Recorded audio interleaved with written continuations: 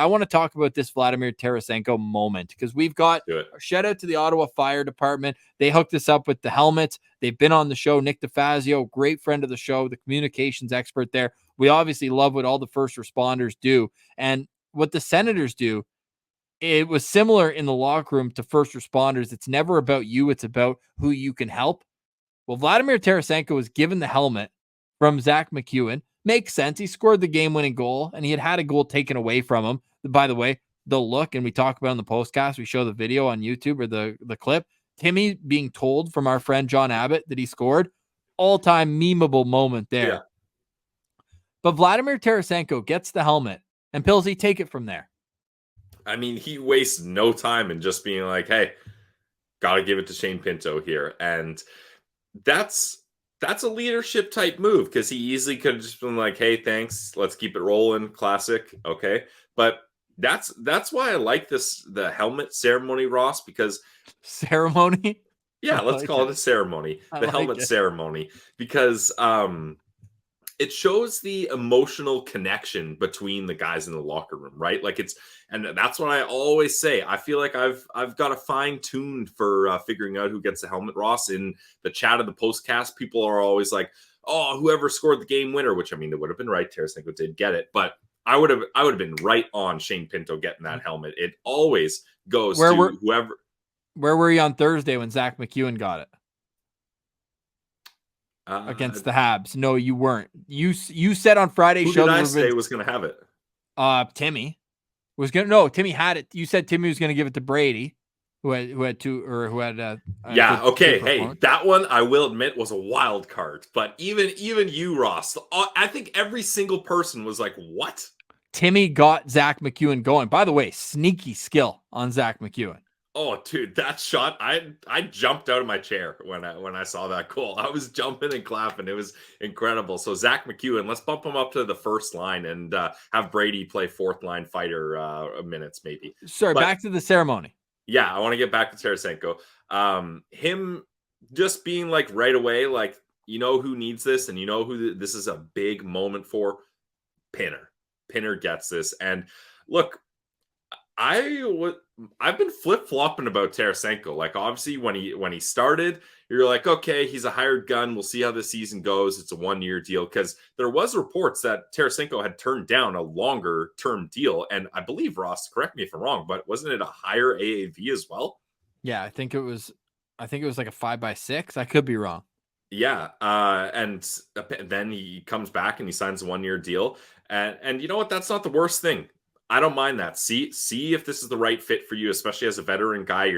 He's not gonna have really many more cracks at a big contract here. So then when the Sens started losing, I was like, okay, at least it's a 1-year deal. You can ship him at the deadline. You can get some pieces back. But now that it really seems like he is fitting into this team, and I forget, maybe it was Ian Mendez. I'm just assuming that because he's always kind of got his finger on the pulse of these types of things with his stories at The Athletic. But I feel like he was saying him and his family really like it in Ottawa, and like they feel like they want to stay here longer and things like that.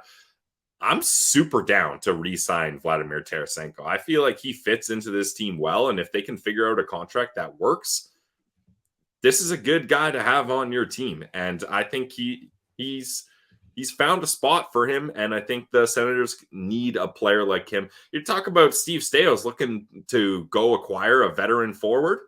You got one in-house. Yeah, it seems like it would be a bit of kind of a step backwards if you're trading Vladimir Tarasenko. And by the way, since the new year, he is heating up. 6 goals, 9 points in 10 games since January 1st.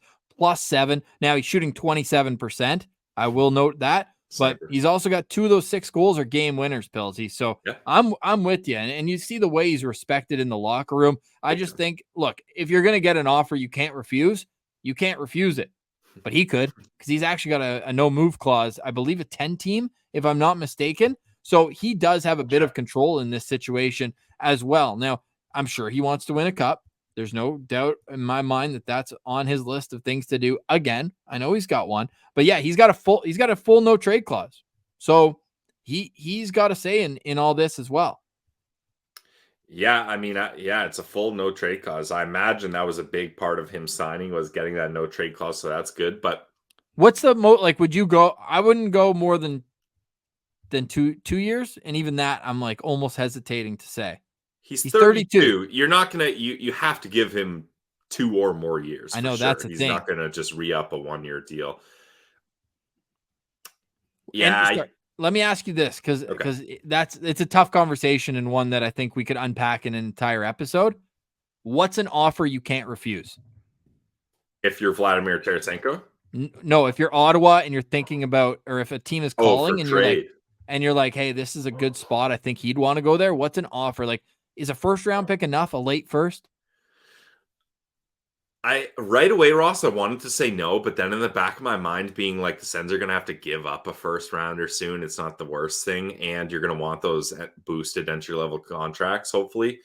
But the value of Tarasenko, no, I'm sticking with it. Like that, I know this is a bad year, and ultimately this team is not going to make the playoffs. I hope I'm not breaking any hearts by saying that, but you got to try to build towards the future still. I would be much more inclined to keep Tarasenko and try to re-sign him than to trade him off. Well, no. Let me rephrase that. You have to know he's at least interested in re-signing. Like, you can't just let him walk, like have him the rest of the year. Don't trade him at the deadline and then he just walks. You really don't want that. So you'll take a late first rounder instead of that, obviously. But if you get the idea that he wants to hang around, then it really seems like this new era of Ottawa Senators is catering to the families and to making Ottawa a place that you don't just want to play hockey, but you want to live, and you want to be a part of the community and the culture and everything. So if they think they can re-sign him at a reasonable term, I'm down. I like Tarasenko and his B game. I really thought when he came here, he's just going to score goals. That's it. He's only got one kind of speed, and it's scoring goals or nothing. But he's got a B game, and he fits in nicely. Like, Ross, if we're able to keep this group of Joseph, Pinto, and Tarasenko together as a third line, that's a damn good third line. And that's what you need to make playoff pushes. Like, first you got to get to the playoffs, but to get to the playoffs and then to have success in the playoffs, you need depth and you need veterans that have been there before. Tarasenko's that dude. Well said. And because he signed a 1-year contract, they had to wait until January 1st. But as of then, they can negotiate with him. So they'll have a good sense before March 8th, 46 days away from the trade deadline, of where things stand with Vladimir Tarasenko, who's 5th on the TSN trade bait board. So let us know in the comments, what are you hoping happens with Vladimir Tarasenko?